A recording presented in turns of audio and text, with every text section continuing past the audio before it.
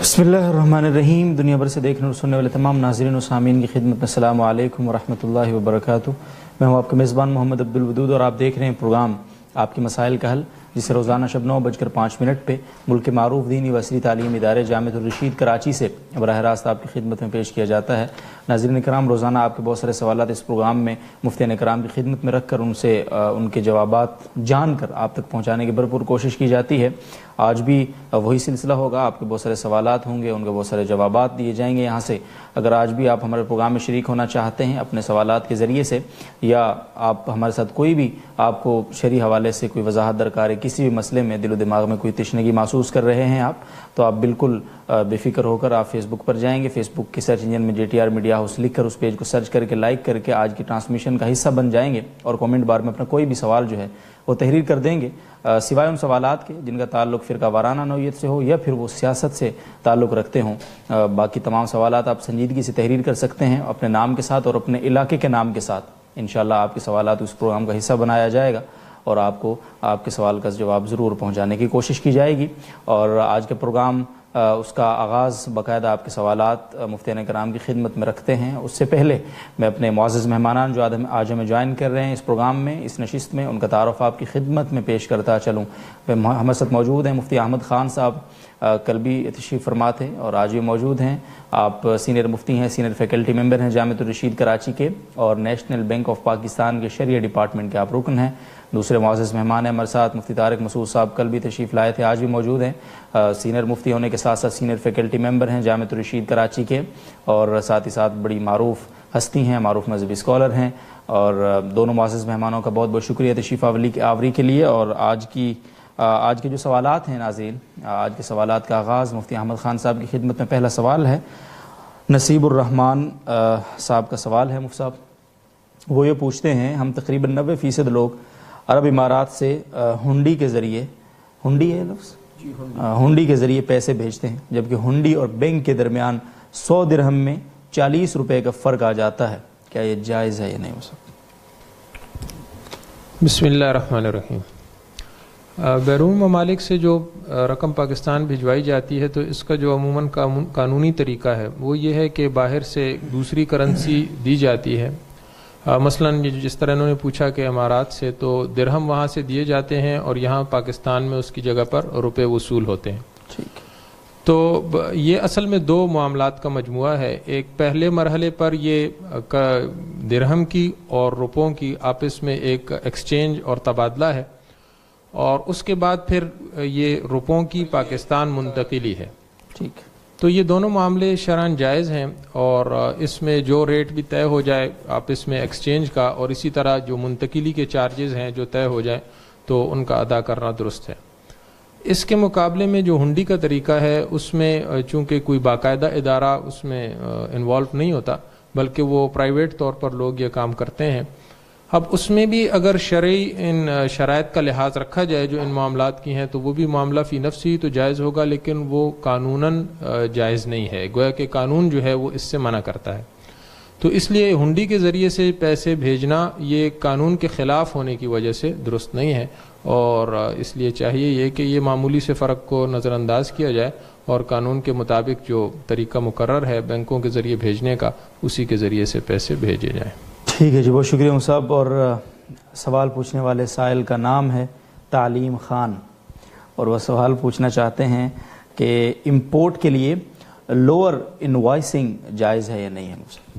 जी, lower invoicing से मुराद बज़ाहिर इनकी यही है कि जो इनवॉइस बनती है उसमें कीमत कम लिखवाई जाती है जो माल इंपोर्ट करवाया जाता है उसकी, और इससे मकसद अमूमन यही होता है कि जो उस पर ड्यूटी लगती है तो वो कम लगे। जितनी उसकी कीमत कम होगी तो उतनी ही ड्यूटी भी कम होगी। तो अभी हम इस बहस में तो नहीं जाते कि आया उस ड्यूटी की क्या शरह होनी चाहिए, वो दुरुस्त है या नहीं है, लेकिन ये बहरहाल एक गलत बयानी है कि एक चीज़ जब आपने मसलन 1 लाख की ख़रीदी है और आप ये ज़ाहिर करें कि मैंने 90,000 की या 80,000 की ख़रीदी है, तो ये गलत बयानी है और झूठ है जिससे बचना ज़रूरी है। ये शरअन जायज़ नहीं है। ठीक, बहुत शुक्रिया मुफ्ती तारिक मसूद साहब। अनीस खान साहब इंडिया से पूछते हैं और वो ये पूछ रहे हैं जी, क्या रात को सोते वक्त औरतों को बाल छुपा कर सोना चाहिए? कहते हैं कि शैतान बालों से खेलता है। अगर घर में कोई ना हो तो औरत बग़ैर दुपट्टे के काम काज कर सकती है। दो अलग अलग सवालात हैं, तो आप प्लीज़। بسم اللہ الرحمن الرحیم. رات کو بال چھپا کے سونا ضروری نہیں ہے خواتین کے لیے. ہاں کسی محرم یعنی نامحرم سے بہرحال پردہ ضروری ہے. کوئی نامحرم کا اگر گزر ہو, خیال یہ ہو کہ سوتے ہوئے کوئی دیکھ نہ لے تو ایک بات ہے, لیکن ظاہر ہے ایسی جگہ کبھی نہیں سویا جاتا. کوئی بھی شریف عورت ایسی جگہ نہیں سوئے گی, آرام کرے گی جہاں سے لوگ گزرتے ہوئے اسے دیکھیں. تو کوئی ضروری نہیں ہے سوتے ہوئے بال چھپانا. دوسرا, گھر میں اگر کوئی نامحرم نہیں ہے تو سر کے بال کھول سکتی ہیں. البتہ عادت اسی کی ڈالنی چاہیے. اچھے خاندانوں میں یہ رواج ہوتا ہے کہ خواتین سر پہ چادر رکھتی ہیں, دوپٹہ یا چادر رکھتی ہیں. یہی حیا کے زیادہ قریب ہے اور اسی کو رواج دینا چاہیے, لیکن یہ کوئی فرض واجب نہیں ہے. یہ جو آپ رعایت دینے کے بعد یہ کہتے ہیں نا اچھے خاندانوں میں, تو رعایت ختم ہو جاتی ہے. ٹھیک ہے, بہت شکریہ. اور کراچی سے عارف صاحب پوچھتے ہیں, عورت کے لیے سونے اور چاندی کے علاوہ جو زیورات ہوتے ہیں مختلف دھاتوں کے, ان کا استعمال کرنا جائز؟ جی ہاں جائز ہے. آرٹیفیشل زیور بھی خواتین استعمال کر سکتی ہیں. ٹھیک. اوکاڑا سے شعیب صاحب کا سوال ہے, تعویذ پر قرآن پاک کی آیہ مبارکہ لکھ کر دینا جائز ہے؟ اس کی شرعی حیثیت بھی بیان فرما دیں کہ شرعی حیثیت کیا ہے اس کی. حدیث میں ہے رسول اللہ صلی اللہ علیہ وسلم نے فرمایا التمائم والرقیٰ من الشرک او کما قال صلی اللہ علیہ وسلم, تعویذ اور رقیہ شرک میں سے ہے. ٹھیک. اس بنیاد پر بعض حضرات یہ کہتے ہیں کہ تعویذ کسی بھی قسم کا ہو وہ شرک ہے. تو لیکن صحیح بات یہ ہے کہ یہاں حدیث میں شرکیہ تعویذ مراد ہیں. ظاہر ہے اگر آپ تعویذ پہ یا اللہ مدد لکھ کے لٹکا دیں گے تو یہ تو عین توحید ہے, اللہ سے مدد مانگی جا رہی ہے. تو اس لیے اس کی سب سے بڑی دلیل یہ ہے کہ اس حدیث میں رقیہ کو بھی شرک کہا گیا ہے, حالانکہ اس پر اجماع ہے. رقیہ یعنی دم کرنے کو کہتے ہیں, تو دم بھی علی الاطلاق شرک نہیں ہے. وہ دم شرک ہے جس میں غیر اللہ سے مدد مانگی جائے. ٹھیک ہے. تو ہم یہ کہتے ہیں کہ جیسے رقیہ میں جب غیر اللہ سے مدد مانگی جائے گی تو وہ رقیہ شرک بنے گا جیسے کہ اس حدیث میں ہے. تو اسی طرح اسی حدیث میں جس تعویذ کو شرک کہا گیا ہے اس سے بھی وہ تعویذ مراد ہے جو شرکیہ ہو. شرکیہ تعویذ نہیں ہے تو وہ جائز ہے. باقی یہ الگ بات ہے کہ تعویذ میں پڑھنا, یا اس میں میرا بھی ایک شارٹ کلپ بھی آیا ہے تعویذ کی شرعی حیثیت پر, وہ سنا جا سکتا ہے. تو ان چیزوں میں زیادہ پڑھنا شریعت میں پسندیدہ نہیں ہے. تو جائز ہے, قرآنی آیات لکھ کے دی جا سکتی ہیں, کوئی بھی دعا لکھ کے دی جا سکتی ہے. تو استعمال کے جواز میں تو کوئی شبہ نہیں ہے, مگر افضل نہیں ہے. بہتر یہی ہے کہ تعویذ سے اجتناب کیا جائے. اور ایک لوگوں میں ایک جہالت ہے, اس کی اصلاح بھی بہت ضروری ہے.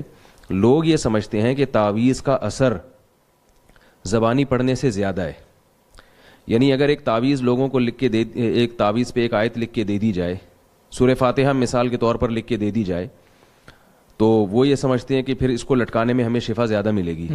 حالانکہ اس سورہ فاتحہ کا مریض کا اپنی زبان سے پڑھنا اس کا اثر زیادہ ہے. سورہ فاتحہ اگر وہ مریض اپنی زبان سے پڑھے گا تو اس کا اثر زیادہ ہے, لیکن لوگ سمجھتے ہیں کہ زبان سے پڑھنے کا کم ہے اور لکھ کے لٹکانے کا زیادہ ہے. تو اسی طرح کوئی اگر اس پہ دم کرے گا, فاتحہ پڑھ کے رقیہ کرے گا جیسے کہ صحابی رسول نے کیا, تو اس رقیہ کا اثر زیادہ ہے, لیکن لوگ تعویذ کو زیادہ مؤثر سمجھتے ہیں. اور پھر اس سے بھی زیادہ اثر ہوتا ہے دعا کا. لوگ دعاؤں کا اتنا اہتمام نہیں کرتے. تو جو جس چیز کی حیثیت ہے اس کو وہی دینی چاہیے. اور ویسے بھی حقیقت یہ ہے کہ رسول اللہ صلی اللہ علیہ وسلم نے ارشاد فرمایا کہ میری امت کے 70,000 لوگ بغیر حساب کتاب کی جنت میں داخل ہوں گے جو تعویذ سے بچا کرتے تھے. علامہ نووی رحمہ اللہ نے لکھا ہے کہ اس سے جائز تعویذ مراد ہے. یعنی اعلیٰ درجہ توکل کا یہی ہے کہ جائز تعویذ سے بھی اجتناب کیا جائے. بہت شکریہ مصعب. مفتی احمد خان صاحب, امتیاز حسین صاحب کا سوال ہے, ڈی ایچ اے پلاٹ کے لیے فارم سبمٹ ہوتے ہیں, جن کا پلاٹ نکل آتا ہے وہ قیمت بڑھنے کے بعد فارم کو آگے بیچ دیتے ہیں, تو کیا یہ اس طرح سے معاملہ کرنا جائز ہے؟ دیکھیے, ایک تو بالکل ابتدائی مرحلہ ہے کہ جس میں ابھی تک صرف فارم میں یعنی قرآن اندازی میں نام نکلا ہے اور ابھی تک اس کی کوئی انسٹالمنٹ پے نہیں کی گئی, تو اس وقت تو ظاہر ہے کہ صرف ان کو ایک حق دیا گیا ہے کہ آپ جو ہے پلاٹ کے مستحق ہیں, اور اگر آپ یہ رقم جمع کرواتے رہیں گے تو آپ کو بعد میں پلاٹ ملے گا. اور اس کے بعد اگر رقم جمع کروانی شروع بھی کر دی جائے, لیکن جب تک باہر خارج میں وہ پلاٹ متعین نہ ہو تو یہ محض ایک قرضہ ہوگا کہ جو ان کا اس ادارے پر کہ جس نے وہ سوسائٹی وغیرہ بنائی ہے تو اس کے ذمہ ہوگا. تو اس مرحلے پر اس کی کوئی بھی قیمت بڑھا کر وصول کرنا جائز نہیں ہوگا. اسی طرح جو ابتدائی مرحلہ ہے کہ جس میں صرف فارم جو ہے اس میں نکلا ہے اور صرف نام آیا ہے, تو اس وقت تو اس کی کوئی ایسی حیثیت نہیں ہے, کوئی وہ مال نہیں ہے, صرف ان کو ایک حق دیا گیا ہے کہ اب آگے آپ یہ ہم سے خرید سکتے ہیں اگر آپ یہ پیمنٹ کرتے رہیں گے. تو بہرحال اس کی کوئی قیمت بڑھا کر اس مرحلے پر بیچنا بالکل جائز نہیں ہے. ٹھیک, بہت شکریہ جی. عمران صاحب کراچی سے پوچھتے ہیں, ریپیٹ ہو چکا ہے سوال, بس ایزی پیسہ اکاؤنٹ کھولنا کیسے؟ دیکھیے کوئی بھی اکاؤنٹ، ایک اصولی بات سمجھ لینی چاہیے کہ جب بھی انسان کسی ادارے میں اکاؤنٹ کھولتا ہے، چاہے وہ بینک ہے یا کوئی بھی اور ایسی کمپنی وغیرہ ہے، تو یہ حقیقت میں ایک عقد ہوتا ہے، ایک کانٹریکٹ ہوتا ہے کہ جو اکاؤنٹ کھولنے والے کا اس ادارے کے ساتھ ہوتا ہے. تو اس کے جواز یا عدم جواز کا مدار ان شرائط پر ہے کہ جن شرائط پر وہ اکاؤنٹ کھولا جا رہا ہے. اب اگر وہ مثلا قرض کی بنیاد پر اکاؤنٹ کھولا جا رہا ہے تو اس میں ایک اصول یہ ہے کہ کوئی ایسی شرط لگانا، کوئی جس میں نفع دیا جا رہا ہو اکاؤنٹ ہولڈر کو، یعنی کوئی مشروط نفع، چاہے وہ رقم کی صورت میں ہے یا کوئی خدمات کی صورت میں ہے، لیکن یہ طے کیا جائے کہ آپ ہمارے پاس اتنی رقم بطور قرض کے رکھوائیں گے تو ہم آپ کو یہ سہولیات دیں گے، تو یہ ظاہر ہے کہ ناجائز ہوگا اور یہ سود کے زمرے میں آئے گا. تو بہرحال اب یہ ایزی پیسہ اکاؤنٹ میں بھی دیکھنا پڑے گا. میرے خود علم میں نہیں ہے کہ کن شرائط پر یہ اکاؤنٹ کھولا جاتا ہے. جب تک وہ شرائط سامنے نہیں آئیں گی تو اس پر جواز یا عدم جواز کا حکم لگانا مشکل ہے. جی بہت بہتر مصعب. انگلینڈ سے فاروق صاحب پوچھتے ہیں، اگر ایک بھائی اپنے پیسوں سے اپنے 2 بھائیوں کو گھر بنا کر دیتا ہے اور بھائیوں نے اس کے بعد وہ گھر اپنے نام کر لیا ہے، تو اب اس گھر میں اس بھائی کا حصہ ہوگا یا نہیں جس نے گھر بنا کر دیا ہے اس کا؟ دیکھیں ان کے ذہن میں شاید یہ غلط فہمی ہے کہ نام ہو جانے سے چیز کسی کی ہو جاتی ہے، حالانکہ ایسی بات نہیں ہے. نام کسی کے ہو جانا کسی عمارت کا، یہ تو ایک قانونی طور پر یہ سمجھا جاتا ہے کہ یہ اس چیز کا مالک ہے. یہ شرعاً ضروری نہیں ہے کہ حقیقت میں بھی وہ اس کا مالک ہو، لہٰذا نام کروانے کی تو ایسی کوئی حیثیت نہیں ہے. اصل بات یہ ہے کہ یہ جو ان کے بھائی نے گھر بنوا کر دیا ہے، تو یہ گھر جو ہے کس طریقے سے، یعنی اس کا تفصیلی طریقہ کیا تھا؟ آیا وہ ان کو رقم بھیجتے رہے، پھر وہ ان کو رقم کا مالک بناتے رہے، اور پھر انہوں نے اپنے لیے گھر بنایا، یا انہوں نے خود گھر بنا کر پھر ان دونوں کو اس کا مالک بنایا؟ تو یہ تفصیل ذرا یہ بیان کریں تو پھر اس کا بتایا جا سکتا ہے. مطلب یہ بہت ہی مبہم انہوں نے سوال کیا ہے، تو اس حالت میں اس کا جواب نہیں دیا جا سکتا. بعض صورتوں میں ممکن ہے کہ وہ اس کے مالک بن جائیں، اور بعض صورتوں میں یہ ہو سکتا ہے کہ یہ بالکل مالک ہی دونوں بھائی نہ بنیں اور اصل وہ بھائی ہی اس کا مالک ہو. تو یہ پوری وضاحت کریں تو اس کا جواب دیا جا سکتا ہے. جی بہت شکریہ. مفتی طارق مسعود صاحب، بنت سلیم صاحب قطر سے پوچھتی ہیں، مردے پر کلموں اور قرآن مجید کی آیات سے مزین چادر رکھ کر قبرستان تک لے جانا کیسا ہے؟ اس کا بہت رواج ہے. لوگ جب تک وہ چادر نہیں آتی لوگ ڈھونڈتے ہیں، آپ کے پاس ہے، آپ کے پاس ہے، کسی اور کے گھر میں ہے، جب تک وہ چادر نہ ملے تو مردے کو اٹھاتے نہیں اسے. اس کا تو کوئی ثبوت نہیں ہے کہ مردے پر ایسی قرآنی آیات لکھ کے رکھی جائیں. لوگ کرتے تو ہیں، مگر نہ تو اس کے ناجائز ہونے کی کوئی دلیل ہے نہ اس کے جائز ہونے کی کوئی دلیل ہے. مردے کے اوپر کوئی بھی چادر ڈالی جا سکتی ہے. ظاہر ہے یہ چادر کفن کا حصہ نہیں ہے، بعد میں اس کو لے آتے ہیں، لیکن یہ کہ ان چیزوں کو لوگ ضروری سمجھتے ہیں اور یہ سمجھتے ہیں کہ اس سے میت کی بخشش ہو جائے گی. تو ہمیں انہی چیزوں پر اکتفا کر لینا چاہیے جو صحابہ کرام اور اسلاف کا طریقہ رہا ہے. اسلام میں سادگی ہے، میت کو انتہائی سادگی سے دفن کیا جائے. ان تکلفات سے جتنا اجتناب کریں گے اتنا ہی ہم سادگی کے زیادہ قریب ہوں گے. اور اسلام کا جو ایک خوبی ہے کہ ہر چیز میں ایک سادگی والا راہ اختیار کرنا، اس کے ہم زیادہ قریب ہو جائیں گے. میں ایک انگریز کو جانتا ہوں، وہ اس نے اسلام قبول کیا، تو میں نے اس سے وجہ پوچھی. ماشاءاللہ اتنی بڑی داڑھی تھی اس کی.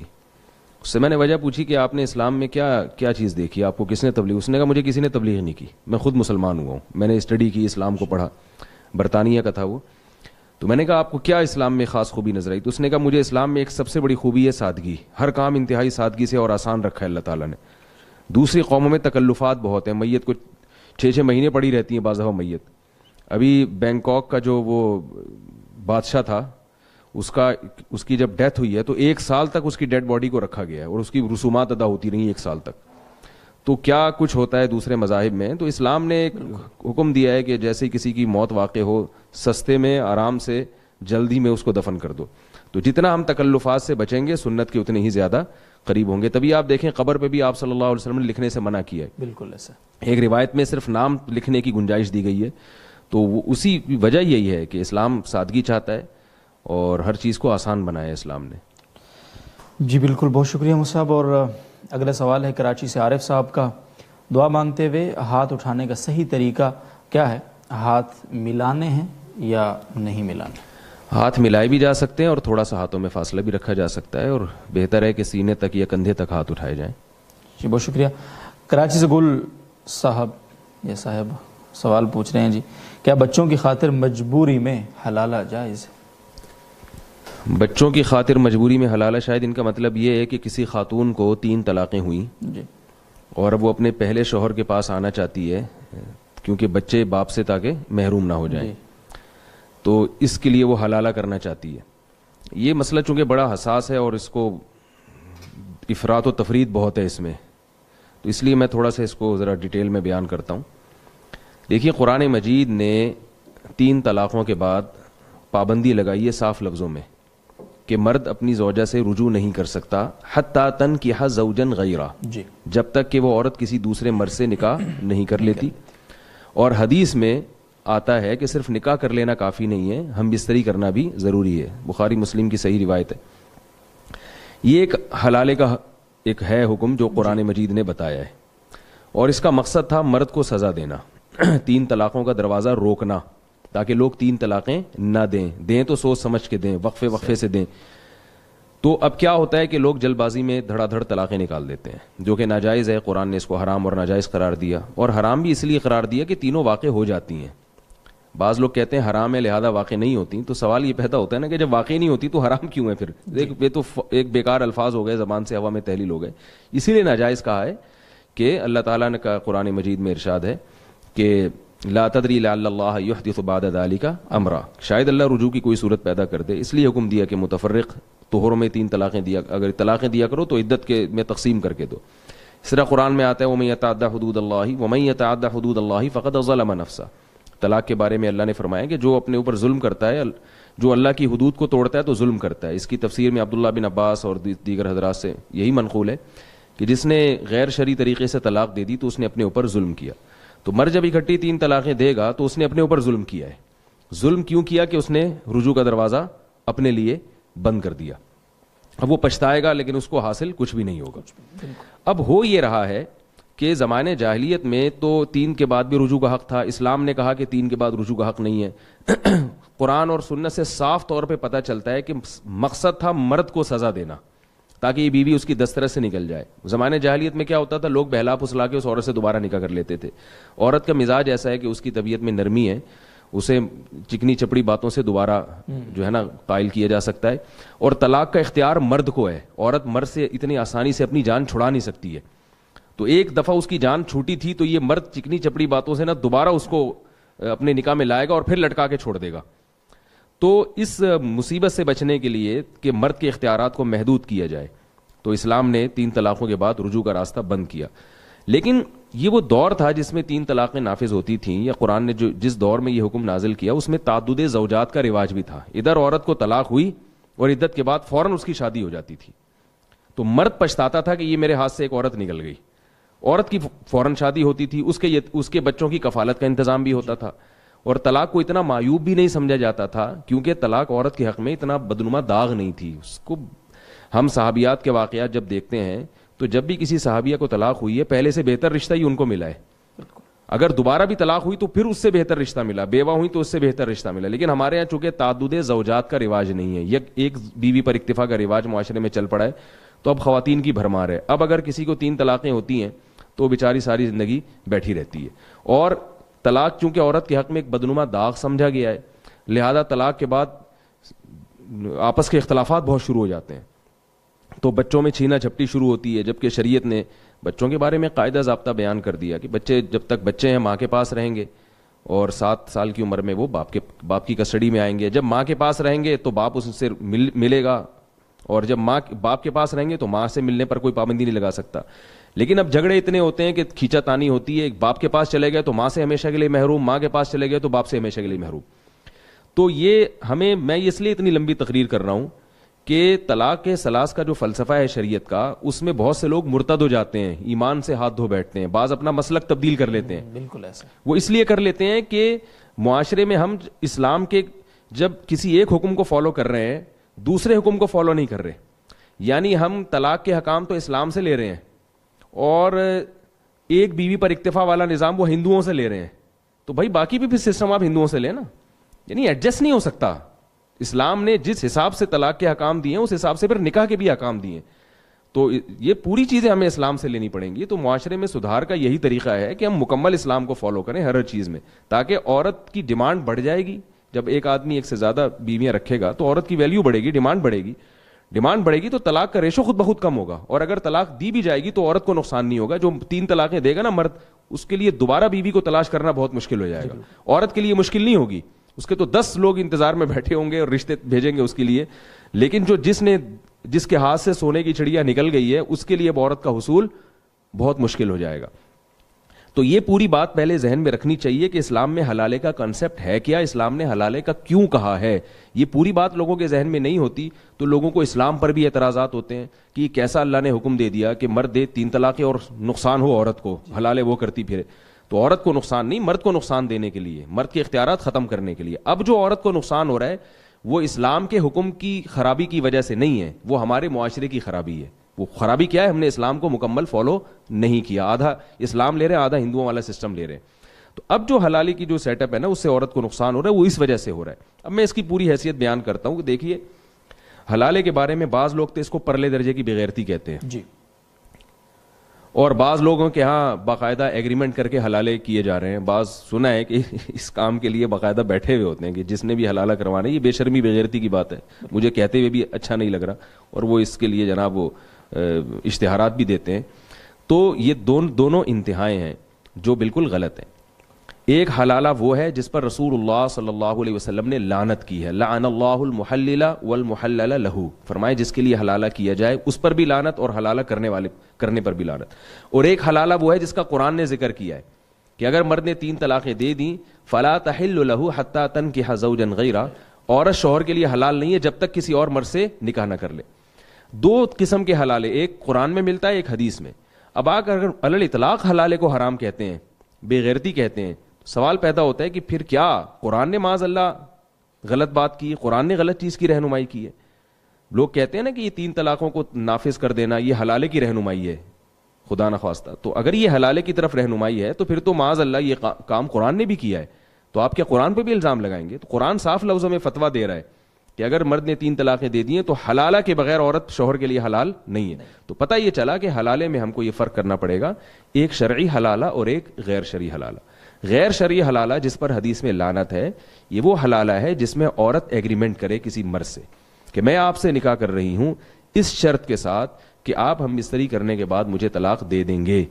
یہ وہ حلالہ ہے جس پر رسول اللہ صلی اللہ علیہ وسلم نے لعنت فرمائی ہے. اور ایک حلالہ جس کا قرآن نے ذکر کیا, یہ وہ حلالہ ہے جس میں ایگریمنٹ کے بغیر نکاح ہوتا ہے. اگر عورت کسی مرد سے نکاح کرتی ہے, پہلے سے کوئی ایگریمنٹ نہیں ہے, اور نکاح کے بعد وہ یہ سمجھتی ہے کہ میرے لیے پہلا والا شوہر زیادہ مناسب تھا, میں اس کے پاس جانا چاہتی ہوں, تو اس کے لیے دوسرے شوہر سے طلاق مانگنے میں کوئی حرج نہیں ہے. اس کے ناجائز ہونے کی کوئی دلیل نہیں ہمارے پاس. پھر دوسرے شوہر کو اختیار ہے کہ چونکہ اللہ نے طلاق کا اختیار مرد کو دیا ہے, وہ چاہے تو اس کو چھوڑ دے, چاہے تو نہیں چھوڑے. اگر عورت کے مطالبے پر شوہر اس کو چھوڑ دیتا ہے, بہت اچھی بات ہے, نہ صرف جائز ہے بلکہ باعث ثواب ہے. اس لیے کہ جب ایک عورت کا دل آپ کے ساتھ نہیں لگ رہا اور وہ اپنے پہلے شوہر کے ساتھ زندگی گزارنا چاہتی ہے تو اس میں کوئی حرج نہیں ہے. عبد الرحمن ابن عوف رضی اللہ تعالیٰ عنہ جب ہجرت کر کے مدینہ گئے ہیں, ایک انصاری صحابی نے دیکھا کہ ان کو بیچاروں کو کون رشتہ دے گا, یہ اجنبی ہیں. تو ان انصاری صحابی نے ارادہ کیا, ان سے کہا کہ میں اپنی ایک بیوی کو طلاق دیتا ہوں, آپ اس سے نکاح کر لیں, میرے پاس 2 بیوی ہیں. تو کیوں؟ انہوں نے بولا کہ میرا گھر تو بسا ہوا ہے, یہ بیچارے اجنبی ہیں, ان کو رشتہ نہیں ملے گا یہاں پہ, تو میں اپنی ایک زوجہ کو طلاق دیتا ہوں تاکہ ان کا گھر بھی بس جائے, ان کا گھر بھی آمادہ ہو جائے. ظاہر ہے ان کی زوجہ بھی شاید اس پہ راضی ہوں.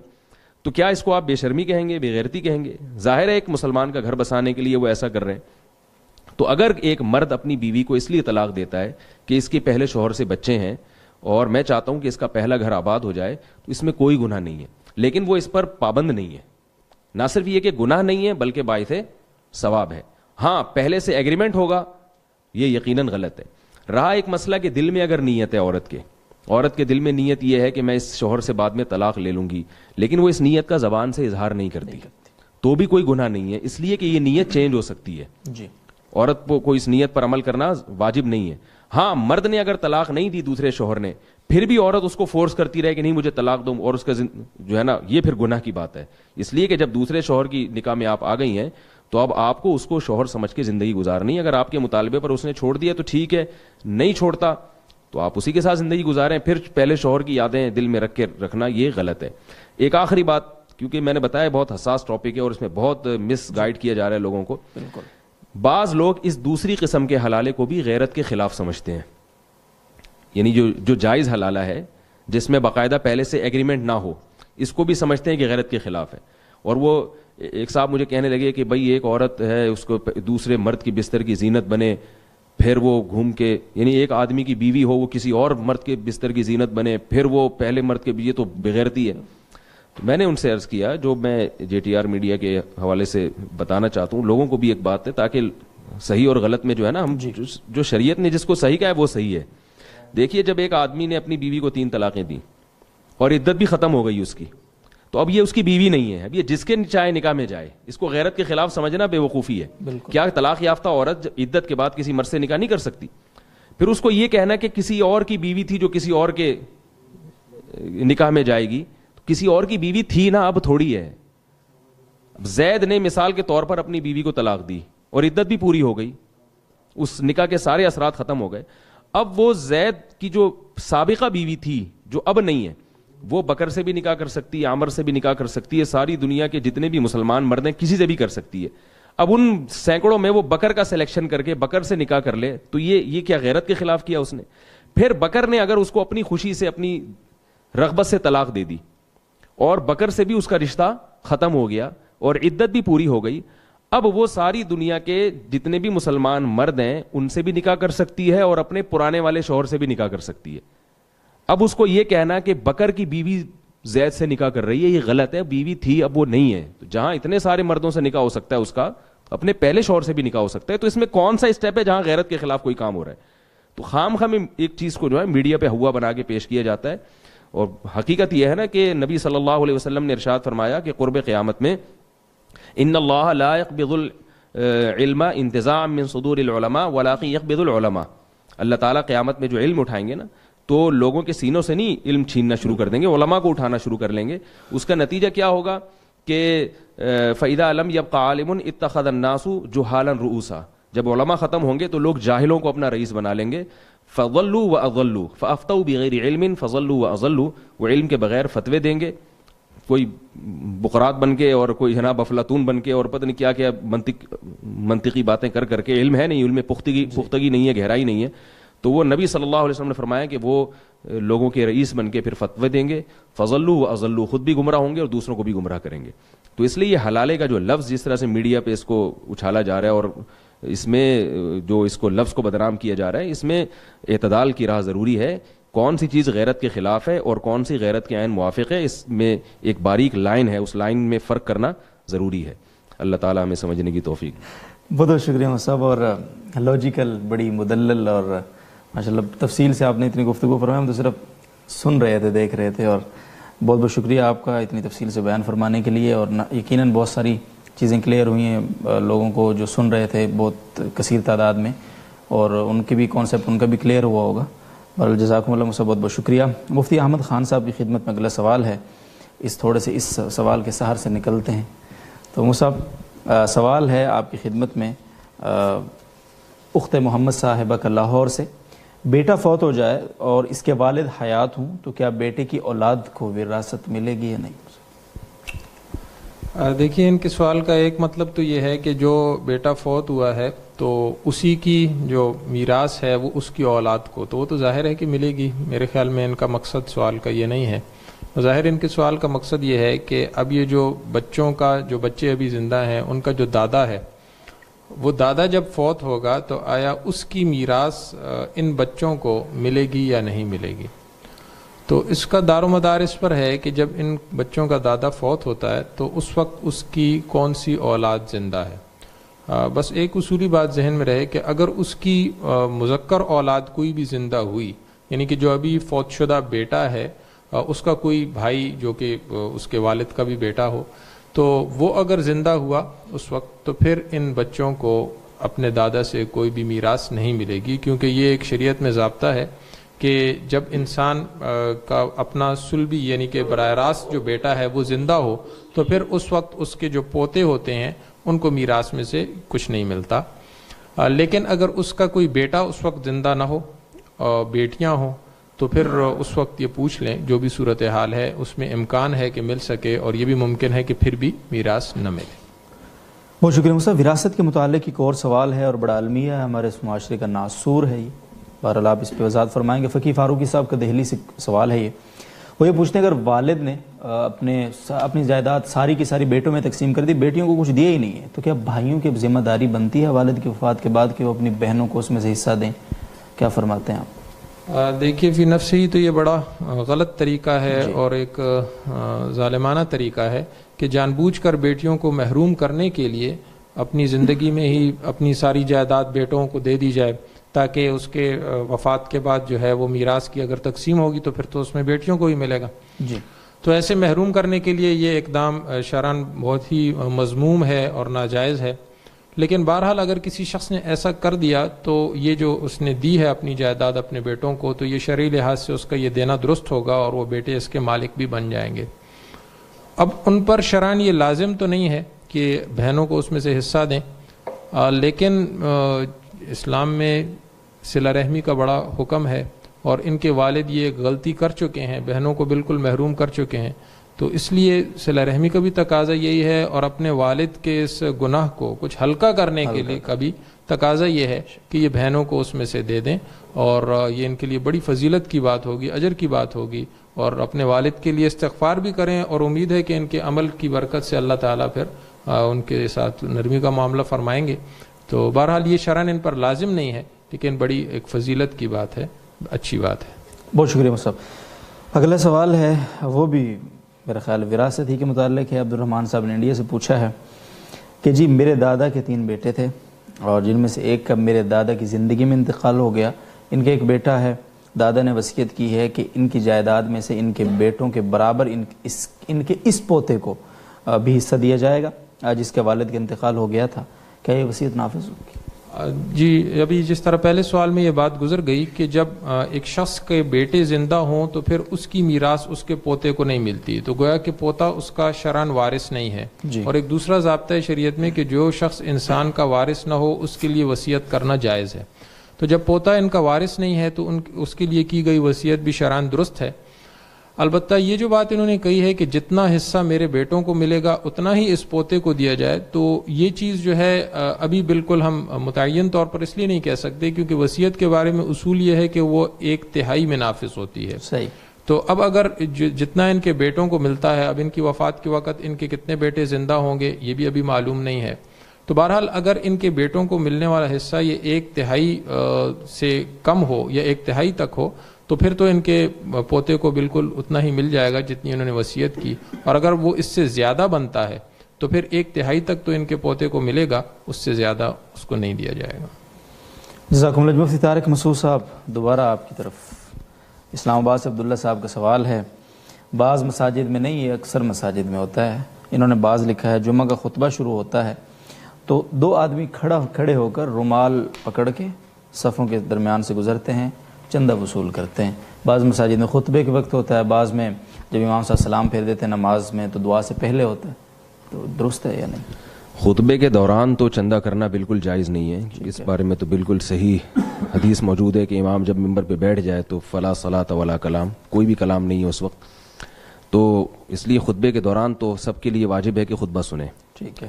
البتہ نماز کا جب امام سلام پھیر لے تو اس کے بعد چندہ کیا جا سکتا ہے، تو اس میں کوئی حرج نہیں ہے۔ جزاکم اللہ جی۔ اور نوید احمد صاحب لاہور سے، وہ بھی اسی طرح کا کوئی سوال ہے، جمعہ کے دونوں خطبوں کے درمیان میں دعا مانگنے کی اجازت ہے؟ جمعے کے دونوں جب امام خطبہ شروع کرتے ہیں نا تو اس وقت خاموش رہنا واجب ہے، ٹھیک ہے، جب تک دوسرا خطبہ ختم نہیں ہو جاتا خاموش ہی رہا جائے گا، اس لیے دونوں خطبوں کے دوران اگر دعا مانگی جائے تو دل میں دعا مانگی جائے، زبان نہ ہلائی جائے۔ یہ جو درمیان میں خاموشی ہوتی ہے امام صاحب کی 1 منٹ کی خاموشی، تو اس خاموشی میں یہی سنا گیا ہے کہ بہت فضیلت کا وقت ہوتا ہے، اس میں جو بھی دعا دل میں انسان مانگے تو اللہ تعالیٰ قبول فرماتے ہیں، کیا اس بات کی کوئی ہے حقیقت؟ بعض علماء کا مذہب یہ ہے کہ یہ جو حدیث میں آتا ہے نا کہ جمعے کے دن ایک گھڑی ایسی ہے جس میں دعا رد نہیں ہوتی، تو بعض حضرات کا یہ قول ہے، بعض ائمہ کی رائے یہ ہے کہ یہ 2 خطبوں کے درمیان کا وقت ہے، اچھا، لیکن اس میں بھی وہ یہ کہتے ہیں کہ دل میں دعا ہو، لیکن جو زیادہ راجح قول ہے اس بارے میں وہ عصر کے بعد کا ہے، جہاں تک میری نالج ہے لیکن اس میں دوسرے علماء سے بھی رجوع کیا جا سکتا ہے. جو راجح قول میرے معلومات کے مطابق ہے کہ وہ عصر کے بعد کا جو وقت ہے کہتے ہیں اس میں دعا کی قبولیت کا امکان زیادہ ہے. واللہ اعلم. جزاکم اللہ. جدہ سے بنت عبد الرحمن صاحبہ کا سوال ہے، جب جماعت ہوتی ہے تو امام صاحب کی آواز ہمیں بھی پہنچتی ہے، کیا ہم پر قرات سننا واجب ہے یا ہم اپنے قرات اور نماز وغیرہ ادا کر سکتے ہیں اس کو اگنور کر کے؟ یہ جماعت سے الگ نماز پڑھ رہے ہیں تو ہاں، اگر یہ نماز میں مشغول ہیں تو یہ اپنی قرات کریں گے. ظاہر ہے امام کی قرات، یہ اپنی نماز میں الگ سے نماز پڑھ رہے ہیں. یہ میرا خیال ہے خاتون ہے تو یہ شاید گھر کا پوچھ رہی ہیں. ہاں، گھر میں اگر یہ اپنی نماز پڑھ رہی ہیں تو اپنی تلاوت ان پر ضروری ہے. جی. قریب الماجد صاحب بہاولپور سے سوال کرتے ہیں کہ امام صاحب کو مسجد کی امامت کی تنخواہ لینا درست ہے؟ اب کام دیکھیں جی، اگر اسے تنخواہ نہ ملتی ہو تو کیا مسجد کے فنڈ سے تھوڑے بہت پیسے اپنی ضروریات کے لیے لے سکتا ہے؟ امام کی کم سے کم تنخواہ کتنی ہونی چاہیے؟ اس پر صاحب ایک وہ میرا خیال ہے آپ ہی نے فرمایا تھا کہ اگر امام کو تنخواہ نہیں دیں گے تو کیا وہ ڈاکہ مارے کسی اور نے، میرا خیال ہے اس پہ امام کے لیے تنخواہ لینا جائز ہے، اس پر تو اجماع ہے. جی. اس کے ابھی دلائل کیا ہیں یہ انہوں نے نہ پوچھیں، اگر پوچھیں گے تو پھر کبھی بعض لوگ اس پر اشکال کرتے ہیں کہ کہاں سے جائز ہے، تو وہ ایک الگ موضوع ہے. باقی اس پر تو اجماع ہے پوری امت کا کہ امام یا تدریس پر یا اذان پر اس زمانے میں اجماع ہے کہ وہ جائز ہے اس کے لیے تنخواہ لینا.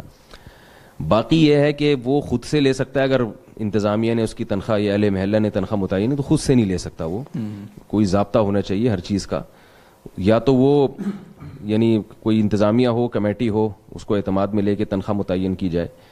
اور اگر کوئی انتظامیہ نہیں ہے، کمیٹی نہیں ہے، تو اہل محلہ کے علم میں لے کر آئے یہ بات کہ بھئی میرا وظیفہ مقرر کرو اور اتنا وظیفہ میں اس سے لے رہا ہوں. رہا یہ مسئلہ کہ اماموں کی تنخواہ کتنی ہونی چاہیے، یہ بہت اچھا کیا اس پر بولنے کا آپ نے مجھے موقع دیا، کیونکہ یہ ایک ائمہ اور مؤذن حضرات کے ساتھ جو ظلم ہمارے ملک میں ہو رہا ہے، میرا خیال ہے پوری دنیا میں ایسا ظلم نہیں ہوتا. اتنی کم تنخواہیں ہیں کہ چپڑاسی کی تنخواہ بھی زیادہ ہوتی ہے. تو میں مساجد کی انتظامیہ، جتنی بھی انتظامیہ ہیں، JTR میڈیا کے توسط سے وہاں تک بات پہنچانا چاہتا ہوں کہ اللہ کا واسطہ، اللہ کے عذاب سے ڈرو، امام کو معقول تنخواہیں دیا کریں. اس کو کم از کم اتنی تنخواہ تو دیں جتنی ایک میرا ایک، یعنی میں یہ تو نہیں کہتا کہ ایک اماؤنٹ اتنا فکس کر دیں، وہ تو ظاہر ہے امام کی قابلیت اور محلہ کون سا ہے، وہاں لوگ کس قسم کے، کس یعنی مالی اعتبار سے کتنے طاقت والے لوگ رہتے ہیں وہاں پہ، ان سب چیزوں کا ہوتا ہے. میرا خیال یہ ہے کہ جس محلے میں امام صاحب رہتے ہیں، یعنی جس محلے میں مسجد ہے، تو اس محلے میں جو متوسط تنخواہ ہے نا، جس قسم کا طبقہ رہتا ہے، تو اس طبقے میں جو متوسط تنخواہ جس کی ہوگی کم از کم اتنی ہونی چاہیے. بالکل. یا جتنی ارننگ ان لوگوں کی ماہانہ ہوتی ہے. مثال کے طور پر مسجد ایک ایسے ایریے میں ہے کہ وہاں لوگوں کی ماہانہ ارننگ کسی کی 1 لاکھ ہے، کسی کی 2 لاکھ ہے، کسی کی 3 لاکھ ہے. تو آپ ایک ریشو نکالیں کہ درمیانی درجے کی تنخواہ یہاں پر 1 سے 1.5 لاکھ ہوتی ہے، تو امام کو بھی تمیز سے رہنے دیں، ٹھیک ہے نا، اس کو بھی وہی کچھ کھانے دیں، وہی جو ہے نا زندگی، اس کا بھی لائف اسٹائل وہی ہو جتنا اس کے اڑوس پڑوس کا لائف اسٹائل ہے.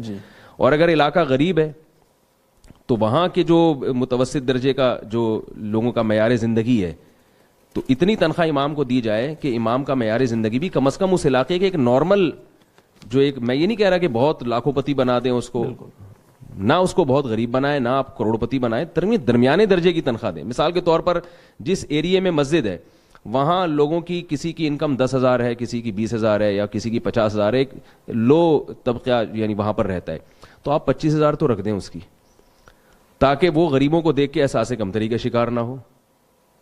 ٹھیک ہے نا، یعنی مالداروں کو دیکھ کے احساس کمتری کا شکار نہ ہو، اور غریبوں کو دیکھ کے تکبر میں مبتلا نہ ہو کہ بھئی میں اتنا کھاتا بھی، درمیانی درجے کی. باقی اگر انتظامیہ کا دل بڑا ہے، اس کے دل میں دین کی قدر ہے، وہ چاہتی ہے کہ ہم جیسا کھاتے ہیں امام بھی ویسا ہی کھائیں، تو تنخواہ بڑھائی بھی جا سکتی ہے.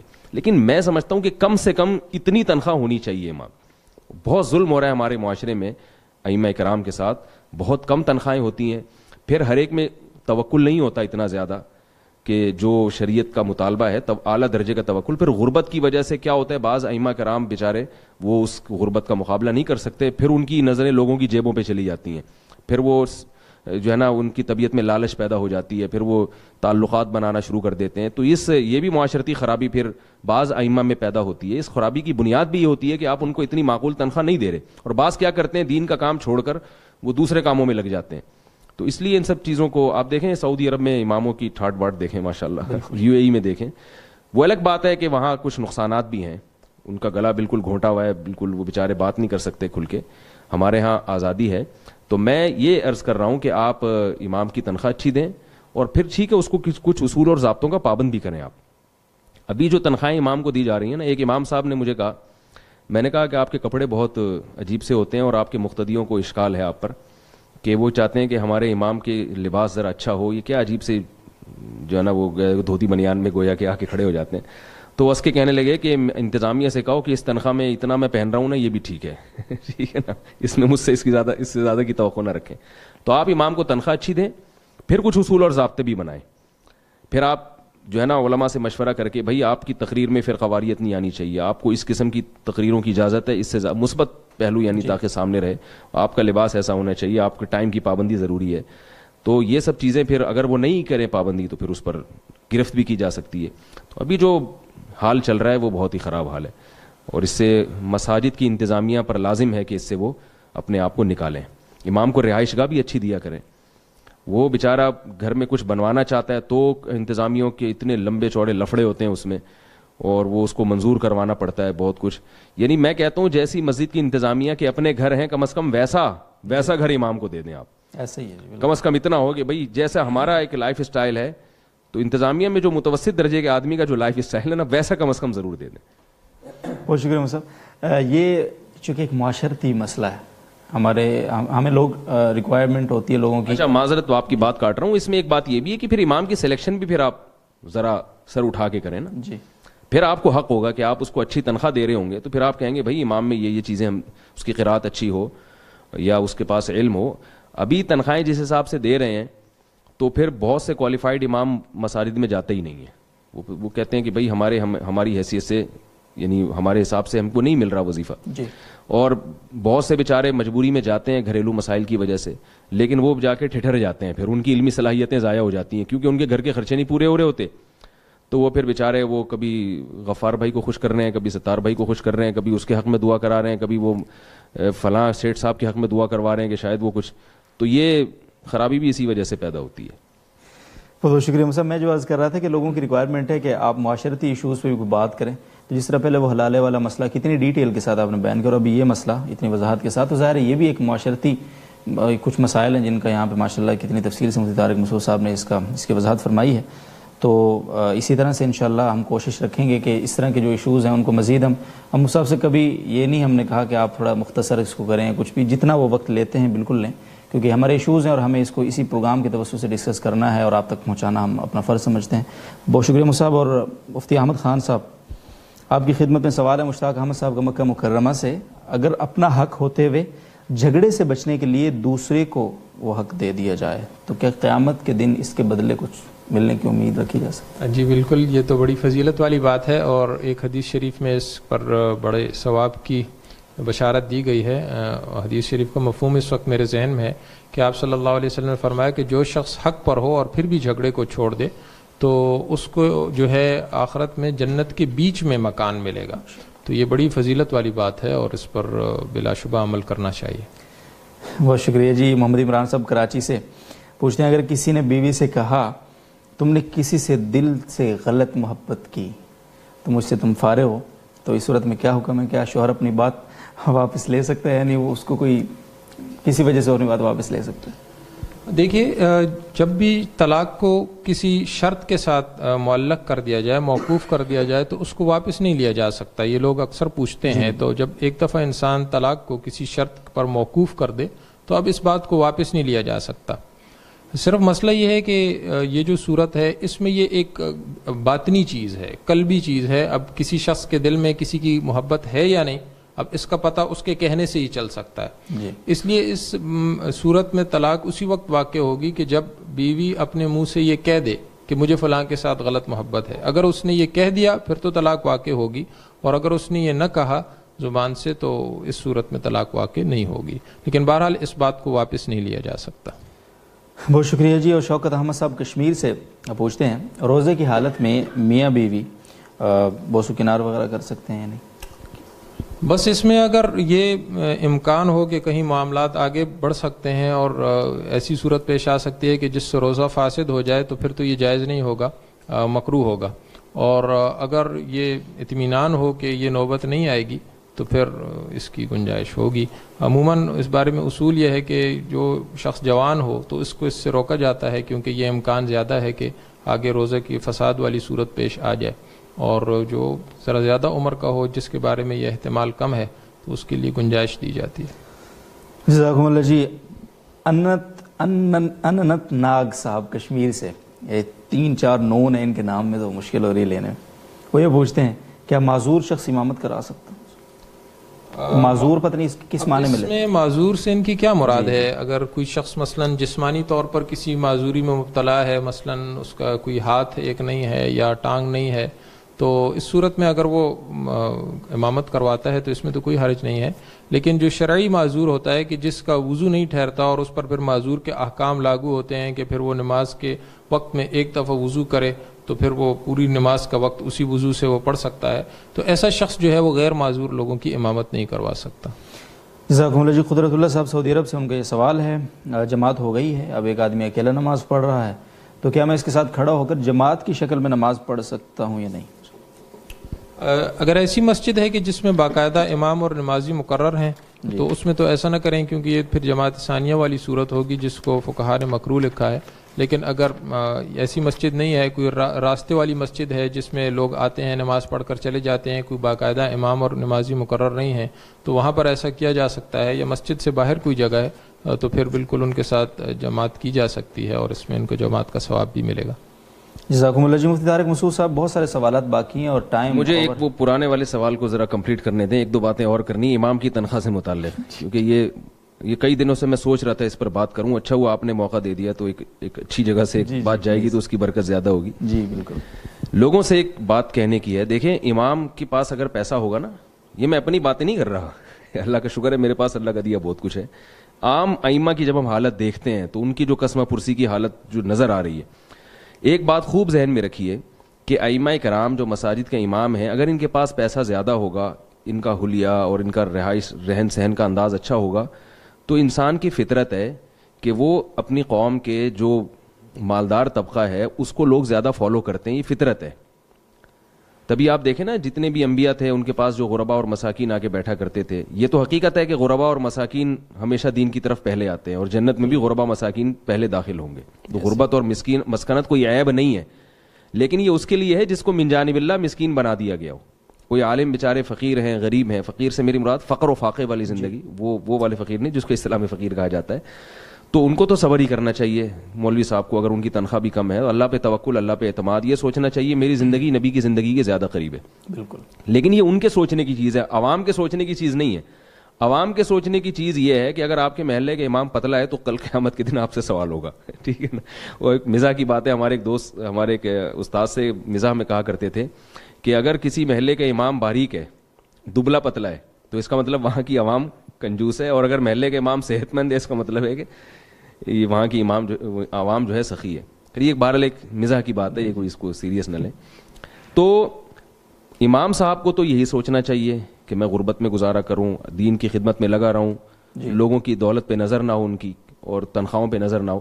لیکن عوام کو کیا سوچنا چاہیے؟ عوام کو یہ سوچنا چاہیے کہ جیسا ہم اچھی زندگی گزار رہے ہیں تو علماء کرام اور مساجد کے ائمہ یا مؤذن حضرات ان کی بھی لائف سٹائل اچھا ہونا چاہیے.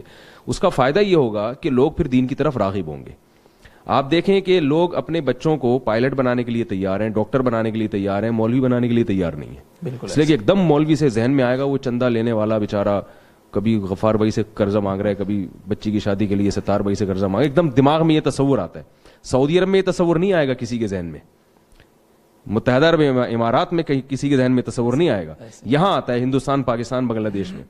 تو اگر آپ ائمہ کرام کی تنخواہیں اچھی رکھیں گے اور چاہیں گے کہ یہ بھی ہماری طرح کھاتے پیتے ہوں, مؤذن حضرات یا ائمہ کرام یا جو بھی علماء حضرات ہیں, تو اس کا نتیجہ کیا نکلے گا کہ ان کی جب مالی حالت اچھی ہوگی تو ایک وحشت لوگوں کے دلوں سے نکلے گی, لوگوں کے دل میں دین کی محبت پیدا ہوگی, قدر پیدا ہوگی. کیونکہ حضرت حکیم الامہ نے ایک جگہ لکھا ہے کہ مسلمانوں کے پاس اگر دولت آئے گی تو اس سے صرف مسلمان ترقی نہیں کرتے بلکہ اسلام بھی ترقی کرے گا. تو ایسے ہی دیندار طبقے کے پاس اگر پیسہ آئے گا تو صرف اس سے دیندار ترقی نہیں کرے گا, باقاعدہ دین کی ترقی ہوگی. علماء بے فکر اور آزاد ہو کر دین کا کام کر سکیں گے, اور ان کی حلیے, ان کے گیٹ اپ سے لوگ وحشت نہیں کھائیں گے. تو اس میں دین کا بھی فائدہ ہے اور خود ان علماء کا بھی فائدہ ہے. تو یہ بھی ایک بات تھی جو بہت اہم ہے, اس لیے اس کا خیال کرنا چاہیے. لوگ کیا کرتے ہیں, ائمہ کرام کو ہدیے لا کے دے رہے ہوتے ہیں, کوئی جوڑا دے دیا رمضان میں. میں ان لوگوں سے کہتا ہوں کہ اللہ کے بندو, یہ جوڑا بیچارہ کوئی خوشبو لا کے دے دی امام صاحب کو, وہ سمجھتے ہیں بہت بڑی خدمت کر رہے ہیں. تو ائمہ کرام کو یا مؤذن حضرات کو اگر ہدیہ بھی دینا ہو تو پیسوں کی صورت میں دیا کریں, تاکہ ان کی وہ تنخواہیں تو بیچاروں کی ہے نہیں, تو پیسے دینے سے ہدیے میں فائدہ یہ ہوگا کہ وہ اپنی گھر کی ضرورت پیسوں کے ذریعے پوری کر سکتے ہیں. تو لوگ ان کو لا کے دے رہے ہوتے ہیں جوڑے میں. ایک امام صاحب کہنے لگے میرے گھر میں پورے کپڑے کا تھان لگ گیا ایک, تو لوگ لا کے, اور ایک مولوی صاحب نے تو کہا میرے پاس خوشبوؤں کے پورے بورے بھر گئے ہیں. تو بیچارہ خوشبو کا کیا کرے گا, ٹھیک ہے نا, خوشبو تو ایک آدھ اپنی پسند کی استعمال کر لے گا وہ. تو اگر ان کو ہدیہ بھی دینا ہو تو اس میں لفافے میں پیسے ڈال کے دیے جائیں, اور کوشش تو کی جائے کہ تنخواہیں اتنی اچھی ہوں کہ ان چیزوں کی نوبت نہ آئے. تو یہ بہت اہم بات ہے, اللہ کرے کہ ہماری قوم کی سمجھ میں آئے, تاکہ ائمہ کرام جس قسم پرسی میں ہیں, اور ظاہر ہے اس سے مراد اہل حق حضرات ہی ہیں. اگر آپ سمجھتے ہیں کہ آپ کا امام ہی صحیح نہیں ہے مسجد کا, تو اس کو برطرف کریں.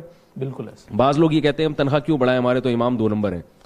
تو بھئی اگر امام آپ کا واقعی 2 نمبر ہے, ثابت ہو جاتا ہے کہ وہ بندہ صحیح نہیں ہے, تو پھر تھوڑی تنخواہ بھی کیوں دے رہے ہیں آپ اس کو, پھر تو آپ اس کو نکالیں.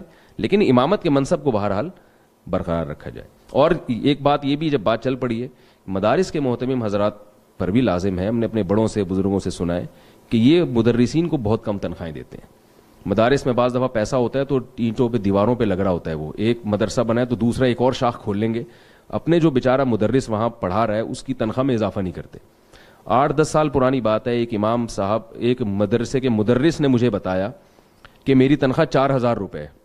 6 گھنٹے وہ بیچارے 6 سے 7 گھنٹے روزانہ وہ پڑھا رہے ہیں, اور تنخواہ 4,000. اور وہ گلگت کے تھے تو 2 بیویاں بھی وہاں رواج ہے 2-3 شادیوں کا.